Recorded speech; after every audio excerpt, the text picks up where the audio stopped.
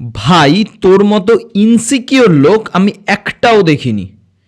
এরকম ধরনের কথা আপনি আপনাদের বন্ধুদের বা নিজের কাছের লোককে অনেকবার বলতে শুনেছেন, কিন্তু আদতে এই একটা ওয়ার্ড মানে ইনসিকিউরিটি পুরো পৃথিবীর মানব সভ্যতার ইতিহাসকে যে তৈরি করেছে সেটা কখনো বোঝার চেষ্টা করেছি?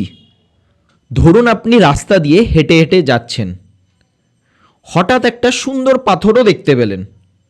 পাথরটাকে তুলে নিয়ে এসে নিজের পড়ার টেবিলে রাখলেন, নিজের বন্ধুদের দেখালেন। মাঝে মধ্যে ওই পাথরটা এত সুন্দর বলে লোফালোফি করে নাড়াচাড়া করে নিজের বোরিং টাইমকে কাটাতে শুরু করলেন। কিছুদিন পর ভাগ্যক্রমে আপনি জানতে পারলেন ওটা কেবলমাত্র পাথর নয়, একটা হীরা। আর ওই হীরাটার দাম কয়েক কোটি টাকা। এবার পাথরটার মূল্য জানার পর আপনি কি ওই পাথরটাকে আর টেবিলে রাখবেন, না ভালো করে সিন্দুকে রাখার চেষ্টা করবেন? যেই মাত্র আপনার পাথরটার মূল্যটা জানা হয়ে গেল, আপনি ভাবতে শুরু করলেন, আমি পাথরটা ঠিকভাবে রাখতে পারবো তো? ঠিকভাবে এর মূল্যটা আমি দিতে পারবো তো? সঙ্গে সঙ্গে আপনার ওই পাথরটাকে নিয়ে খেলাধুলা করা, নাড়াচাড়া করা বন্ধ হয়ে যাবে।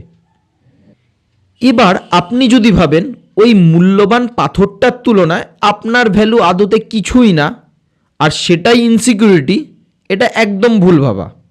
আপনার মধ্যে যে সেলফ ডাউটটা এলো, ওই মূল্যবান পাথরটাকে আদতে আপনি রক্ষা করতে পারবেন কি না, নিজের কাছে রাখতে পারবেন কি না, ঠিক করে প্রোটেক্ট করতে পারবেন কি না, এই যে একটা নিজের মধ্যে সন্দেহ জাগা, এটাই আদতে একটা ইনসিকিউরিটির লক্ষণ।